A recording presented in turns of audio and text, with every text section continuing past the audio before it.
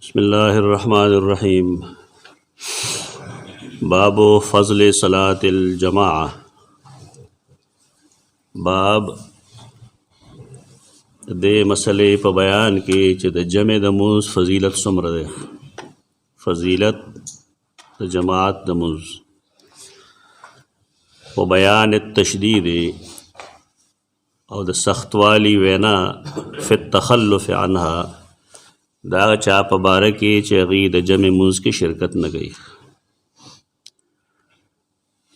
یعنی باب کې فضیلت بیانوي د جمع د مونځ، او چې کوم خلک جمع سره مونځ نه کوي نو رسول الله صلی الله علیه وسلم د هغوی په باره کې څه سخت الفاظ فرمایلی دي.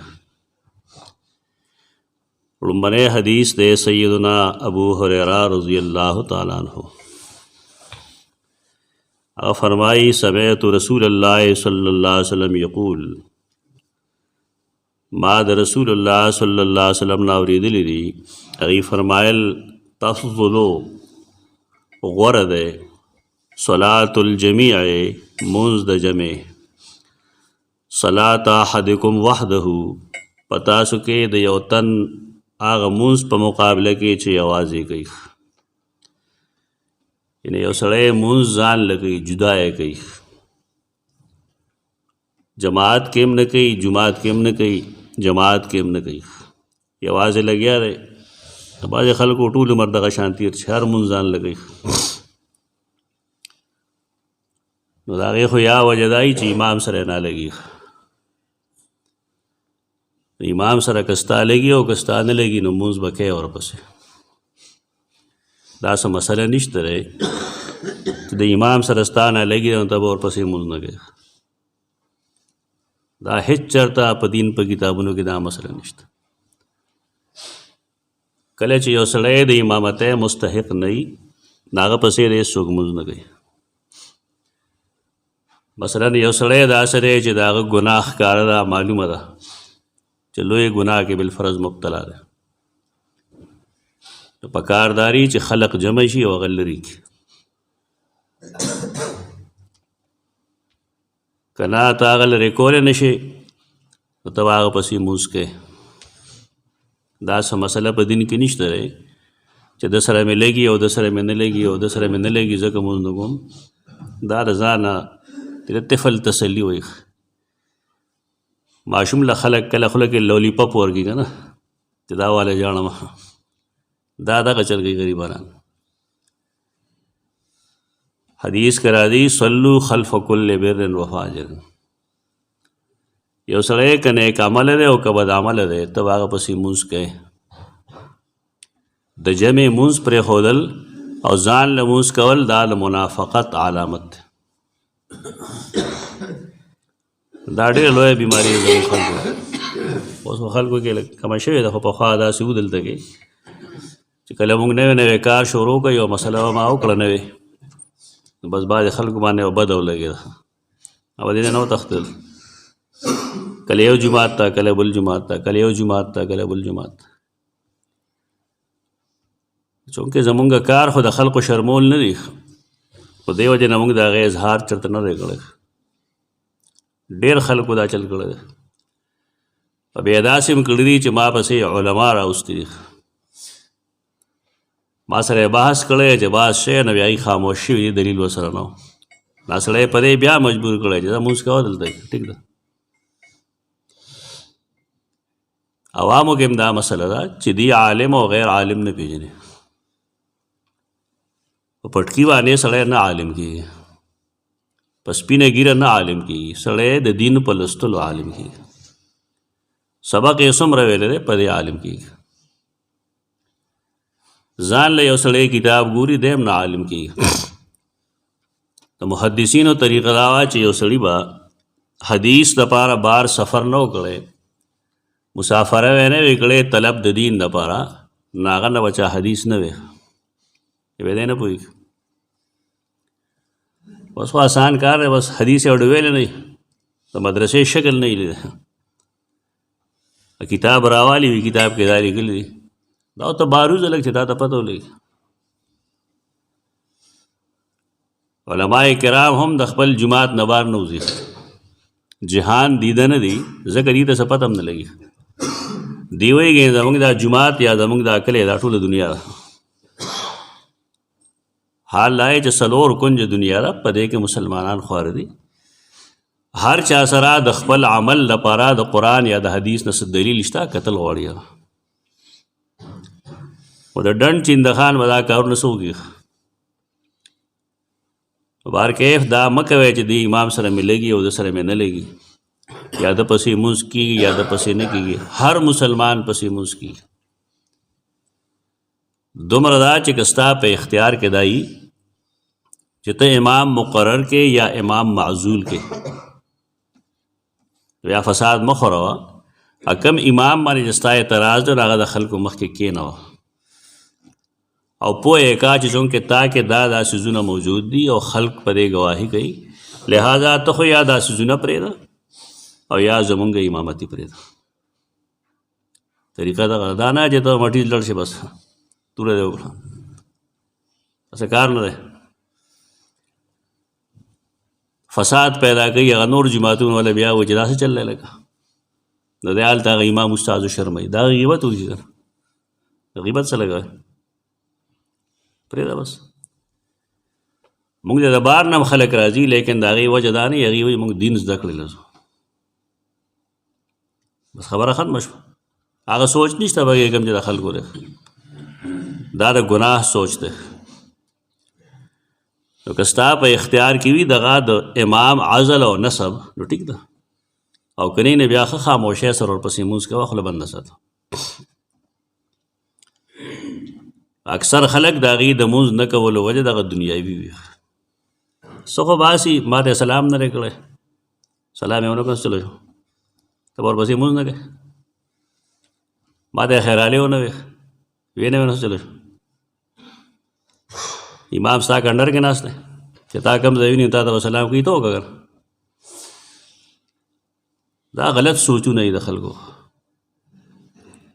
امام ډوکې سړی نه وي، امام لوی سړی. د لویوالي دوه وجې دي، یو دا چې دا د نبي کریم صلی الله علیه وسلم وارث دی، د هغه دین تا ته ښیي. ته مهرباني وکړه خپل حیثیت لږ وپېژنه. او دویم دا چې که اسلامي حکومت نو بیا دا د ګورمنټ هم نماینده، امام د ګورمنټ نماینده هم خو چې کله اسلامي ملک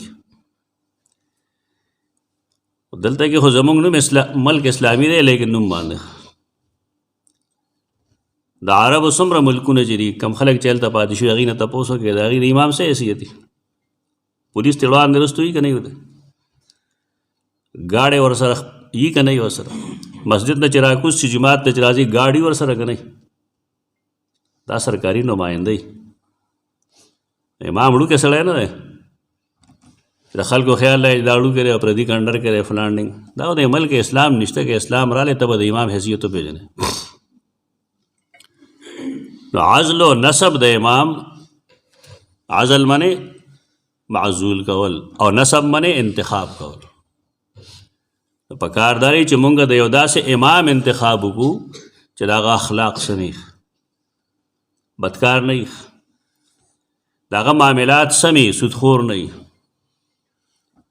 د هغه عقاید سمې مشرک نه وي، د هغه اعمال هم سمې بدعات نه وي.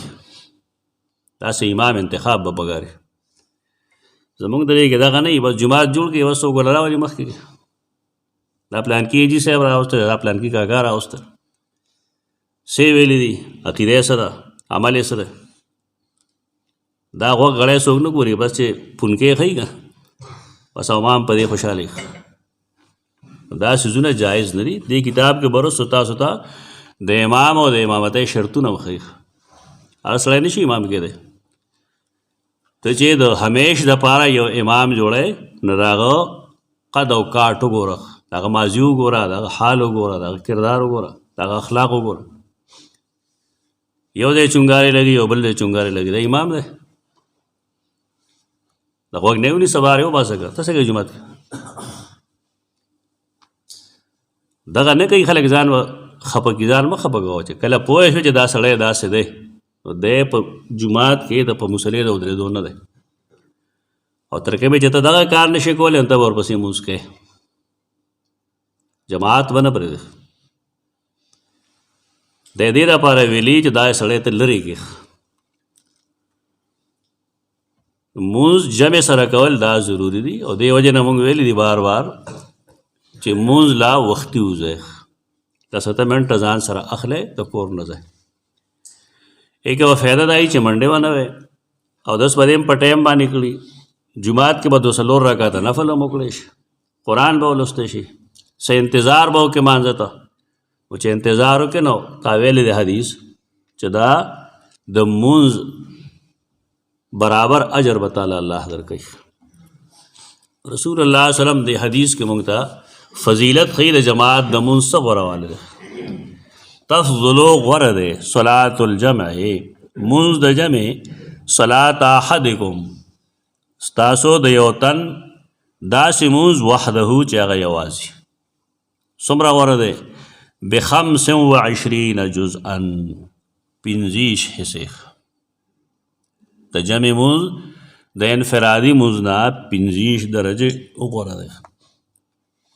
په بعضې احادیثو کې 29 درجې راځي، لکه دې پسې چې کوم حدیث راځي د سیدنا عبدالله بن عمر نے کې فرمایي چې الصلاة الجماعت تفضل صلاة الفز ب27 درجه. 29 درجې. دا ولې کم خلک چې په حدیث نه پوهېږي نو هغه یو کې 25 وي بلکې 29 وي. دا دواړه څه داسې غونده دي. بیا څه وایي احادیث غلط دي. احادیث غلط دي نو ستا کفاره صحیح ده. ته پوهېږې نه په حدیث، دا استاد نه ووایي نو ته پوهېږي. 25 او 29 دې کې فرق په دې وجه دی چې بعضې مونځ جهري وي، لکه د سحر مونځ جهري دی، د ماښام مونځ جهري دی. خو دا چې ته جمع سره وکړې نو تا له به الله 29 درجې ثواب درکوي. او د ماسپښین او د مازدیګر مونځ هغې کې جهر نشته دی نو ځکه د هغې ثواب 25 درجې ده. جهر ځان له عمل له امام هم کوي او ته به ورته غوږ دی، گپ شپ به نه لګوې.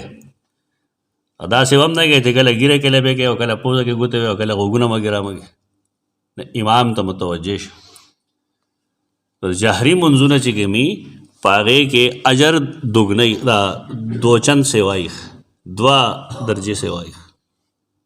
دا کم حدیث چې د ابو سعید خدری رضی الله عنه دی رستنی د 19 درجو دا جهري منځ دی چې په هغې کې امام لوستل قرات ښکاره کوي. دا چونکې یو زیاتي عمل دی او دې لپاره مشقت کوي. امام اواز روباسي، مخکې نه قرآن ګوري، حفظ یې کړي، یاد یې ورته چې ماله څنګه ویل پکار دی، خوش اوازي پکې کوي. لکه اصول لري چې کله امام لوستل کوي یا ته قرآن لولې نو خوږ اواز باندې لوله. اگر که ستا آواز خوږ نه وي د خوږولو کوشش یې وکړه ځکه چې الله په دې راضي کېږي. قرآن خوږ اواز باندې لوستل دا پکار دی. نو دا د هغې څیزونو هغه سوایي اجر دی چې الله جهري مونځ کې ورکوي. د یې کومه خبره غلطه ده چې ته وایې دا دواړه حدیث غلط دي، یو کې 25 دی بلکې 29. دا خلک استاد نه وي نو استاد یې پوهېږي چې دا 19 درجې جهري مونځ دی. دا محدثین لیکي ټول، دا متن کې نه وي. دې لپاره غټ غټ کتابونه خلک اخلي، شل جلده 25 جلدونه کتابونه یې. دا صاحبان راځه مګر زما خیال دا دی دې سره 2 جلدونه سیوا کتابي جوړ ده. 70 80 جلد خو برېده د 2 جلدونو نه سیوا جلدونو والا کتاب دې سره نه. دین گپ نه دی، دې دپاره قربانۍ پکار دي. علم نه د مور په خېټه کې زده کېږي او نه بې کتاب زده کېږي. دې باندې پیسې لګول غواړي. علم راځي په کتاب باندې. خو چې کله انسان سره کتابونه وي نو هغه ولولي چې څه مطلب دی، او چې کتاب نه وي دغه شانتې وایي نو هغه به حدیثونو ته غلط وایي. نو خو دا حدیث دا کوم چې وایو صلاة احدکم وحده ب25 جزءا، دې سره دا صحیح بخاری کې حدیث نمبر 648. ته دې نه یو حدیث مخکې دی حدیث نمبر 647 او پای کې رسول الله صلی الله علیه وسلم د 25 یا د 19 درجې اجر سره یو شرط لګولی.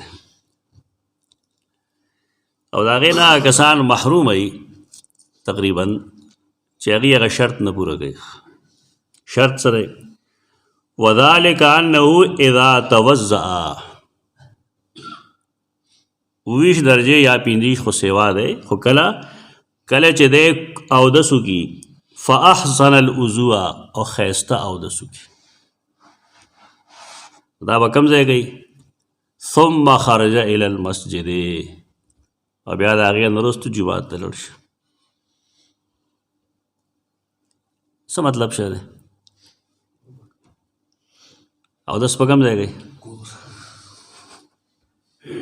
دا حدیث ده نو که څه ویلی شي یعنې کور یې اودس کړی دی صاف سوتره وتلی او بل لا قید لګي پکې چې لا یخرجه الا الصلاة دی نور څه کار له نه تلی چې ورکه سودا هم راوړم او مونځ به مو کوم نه صرف مونځ له تلی دې ته نیت اخلاص وایي. رسول الله صلی الله علیه وسلم ډېر باریک باریک ځایونه وایي نظر ساتي انما الاعمال بالنیات تلاوت سودا لی پکې نه مونځ ور واچو داسې مه کوئ زه مونځ له ځم نو مونځ وکړه بیا نور کارونه کوه. اخلاص د نیت دا ضروري دی. جماعت ته چې راځئ بل څه اراده به نه وي بهر چې روځئ. دا حدیث دې لپاره ما واضح کړ چې په دې عمل شروع شي. صلاة الجميع صلاة أحدكم وحده ب25 جزء وتجتمع ملائكة الليل وملائكة النهار في صلاة الفجر او جمع کیږي ملائک د شپې او ملائک د ورځې فی صلاة الفجر د سحر په مونځ کې. د دې څه مطلب دی دا لږ وضاحت غواړي لکه مخکې او تاسو حدیثونه ویلي دي چې ملائک دا په دوو منځونو کې یو ځای کېږي د مازدیګر منځ او د سحر منځ کې. دې کې خو صرف هغه ملائک وویل دې کې ملائک وویل او صرف د سحر منځ کې وویل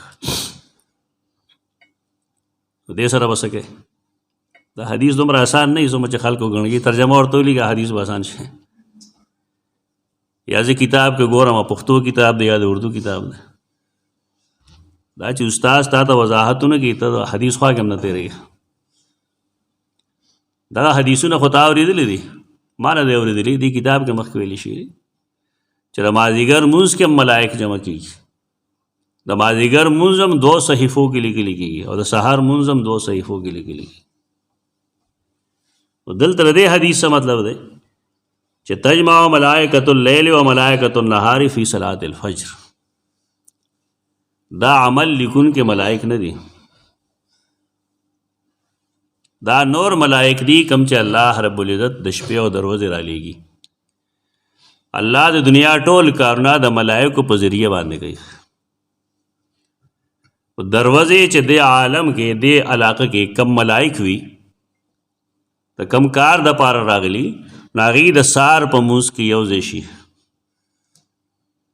د نورو کارونو لپاره زموږ د اعمالو لیکلو لپاره نه هغه هم راځي. کم حدیث کې چې داو چې ملائک د شپې او د ورځې یو ځای کېږي د مازدیګر په موس کې او د سحر په موس کې هغه عمل لیکون کې ملائکو دا نور ملائک دي. لکه رمضان کې ملائک را کوزي کو نه کوزي او خاص کر لیلۃ القدر کې تنزل الملائکۃ والروح فیها بإذن ربهم من کل امر ملائک د نورو کارونو لپاره هم راځي دنیا کې. په دې وجه نه د حدیثونو کې څه تعارض نشته دا جدا ملائک دي او هغه جدا ملائک دي.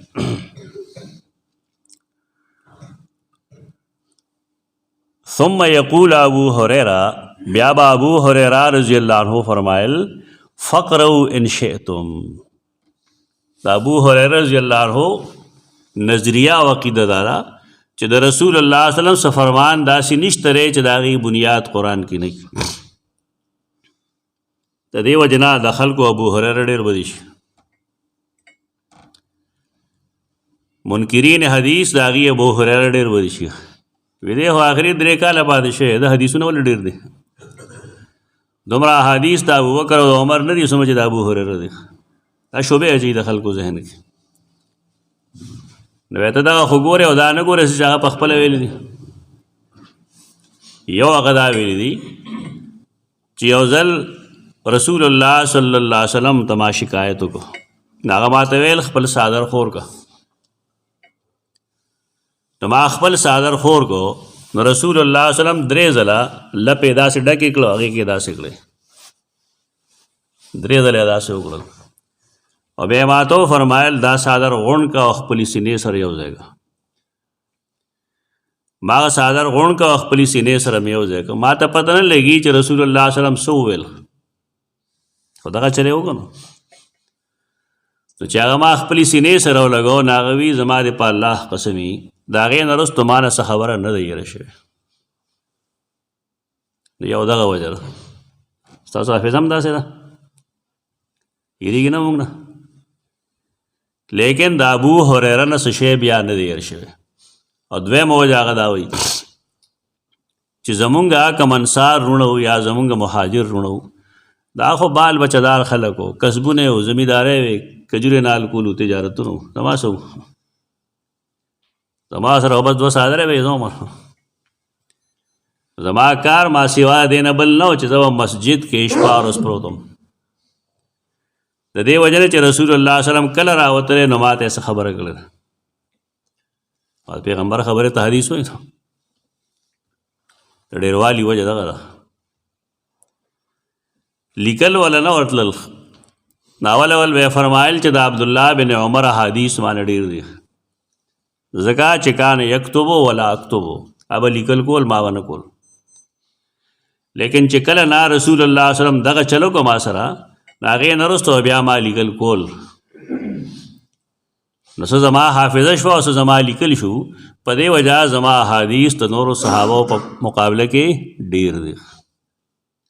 د ټول نه زیات مکثر راوي سیدنا ابو هریره رضی الله عنه ده. اصلي روافض شیعهګان هغې ابو هریره دروغجن وایي. دا بیوقوفان په دې هم نه پوهېږي چې صحابي فاسق نه وي، صحابه دروغ نه وایي.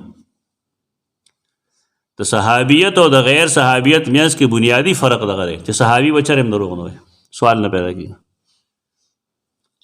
په دې د امت اجماع ده ما سوا د شیعهګانو نه. د دې وجې نه کم خلک چې جرح و تعدیل باندې پوهېږي نو هغې صحابي باندې جرح مرح نه کوي. صحابي دی بس کله راشي چې صحابي بس خوله بنده کړه. د صحابي په باب کې ته څه ویلی نه شي.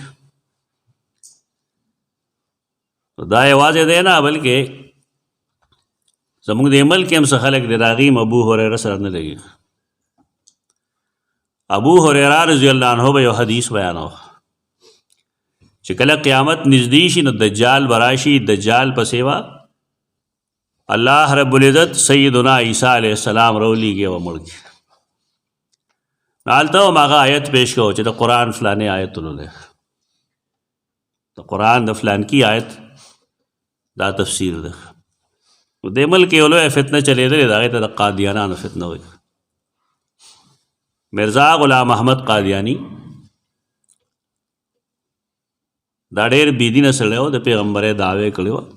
قادیان هندوستان کې د امرتسر چې کومه علاقه ده، پښتانه ورته امبرسر وایي، د امرتسر علاقه کې قادیان یو کلی دی. دا پنجاب دی، نیم پنجاب مونږ ته راغلی، نیم پنجاب هغې سره پاتې شوی. دا د فتنو مرکز اکثر همدغه پنجابي بس کومه فتنه چې ګورې اثر به هلته وځي. دغې پنجاب کې قادیان یو کلی دی، په هغې کلي کې دا سړی پیدا شوی و ځکه ورته قادیاني وایي. نوم د دی مرزا غلام احمد. دا پټواري و، منشي و، عدالت کې دا کم خلک چې منډې ترلی وایي دغه و. هغه ځای نه پیدا شي بس عجیب عجیبه خلک یې. دی کم عقل سړی هم و، لږ صوفي مزاج هم و. داسې سړی ډېر زر بېلارې کېږي. د شین باغ وښیه دی ډېر زر بېلارې شي. خو دی انګرېزانو دا یې وخت نه لاس کې اخیستی و. بل دا چې د پلار هم د انګرېزانو ډېر خدمت کړی و. کله چې 1857 جنګ ازادي وه د د پلار چې کوم دی پای کې د انګریز ډېر خدمت کړو بلا آسونه ورکړو د هغې زخمیان به یې په ټول د خلکو نه د انګریز ډېر وفادار خلک دی د هغې وفادارۍ نتیجه ده چې د هغه نوسي نن انګلینډ کې دي قادیانان ټول هلته جمع شوي دي بل ملک کې خو د هغې ځای نشته ځکه دا د انګریز وفادار دی دا ټول شی هلته نه چلی اوس انګلستان نه چلی هغې سړي چې کله دا حدیث وکړو چې دا خو زما د عقیدې خلاف دی هغه واضح لیکلی دی چې بعضې بیوقوف صحابه دا وایي چې عیسی علیه السلام به راځي یعنی ابو هریره رضی الله عنه ته څه وایي بیوقوف لعنت الله علی الکافرین لعنت الله علی الظالمین دومره ظلم دی چې توس صحابي ته بیوقوف وی څه بیوقوفتیا کړې ده بیوقوفتیا نور نه کړې خو موږ ته عقیده ښودلې ده چې عیسی علیه السلام آسمان ته ژوندی ختلی دی الله خېجولی دی او د قیامت نه لږ غوندې مخکې دجال پسې به الله رالیږي دا د عقیدې مسله ده بعضې خلک یې ځان ته دانشور وي ګپ لګي لکه د اجماعي عقیدې خلاف ولګېد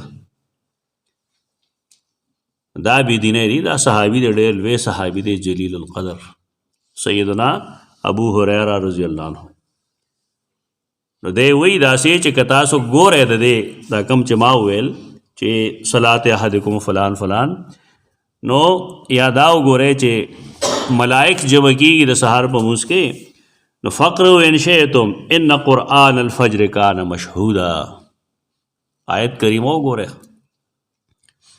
چې یقینا مونځ د سبا هغې ته جمع کېږي د ګڼو ملائکو او قرآن هم فرمایلی او دا رسول الله صلی الله علیه وسلم هم فرمایلی دی نو په دې کې د شک شبهې څه شی نشته کوشش دا پکار دی چې مونځ د جماعت پرې نه ښودی شي د جماعت مونځ انسان تعالی هغې میلاویږي چې د تکبیر تحریمه کې شرکت وکړي او ثواب به د کله نه میلاویږي نو دې کې علما اختلاف کوي نو هغوی دا وایي چې کم سے کم یو رکعت د لاندې کړي لومړنی یعنې د تکبیر تحریمه نه وروسته وکړو نو هم خیر خو رکوع پورې یا سجدې پورې که دی شامل شو نو شاید چې د جماعت ثواب ملو شي دا وروسته چې کوم راځي دا هسې تشپاڼې دي په دې دوکه کې مونځ به دې شوي دا کمې زموږ د مقتدیانو کې ډېر دی مازدیګر مونځ کې دا چل کوي ماښام کې هم کوي سلام چې وګورئ نو دا دوه صفونه به شاته ودرېږي یو ثواب نه ملایږي سړی چې کړاو کوي نو پکار دی چې کړاو په ځای وشي دې ته جمع نه وایي جمع والا هغې وایي چې ته د امام مقتدي چې کله تکبیر وایي اقامت کوي چې تا هغه واورېښ لومبني اقامت کې لومبني تکبیر کې تکبیر تحریمه کې هغه سره شرکت وکړي نو ته د جمع کې د سر اول نه شریکه دا د وختي راتلو چې مونږ وایو هغې مونږ ستاسو خیر لټو هغې فایده ده زموږ داسې ملګري چې هغه لکه مازدیګر راځي بالفرض یا ماسپښین راځي نو نیمه ګنټه پس به راشي زه وینم هغه چې ته مونځ کوې بالفرض یوازې کوې نو یا مونږ پسې مونځ نه کېږي ځکه ته نه کوې او یا به دا چې ته سستي کوې چې نیمه ګنټه وروستو راځې نو ګنټه مخکې راشه دا کمې دی دا غلطۍ دی دا پکار دی چې سړی د مونځ اهمیت وپېژني د جماعت اهمیت وپېژني او قصد وکړي دی ده لکه حدیث که دا راځي حدیث تا مخکې ویلی دی که خلقو ته پته وی چې په تکبیر تحریمه لاندې کولو کې څومره اجر دی نو دوی به ورته په خړپوسو راتلی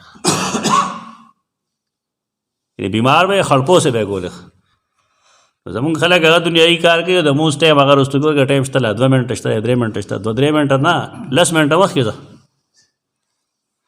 معامله دغه ځای خرابه شي چې ورګه 2 منټه شته 2 منټه نشته دی اذان چې شوی دی نو وختي جماعت ته ځه نه کې به انشاءالله ستا خیر وي اقول قولي هذا استغفر الله لكم ولسائر المسلمين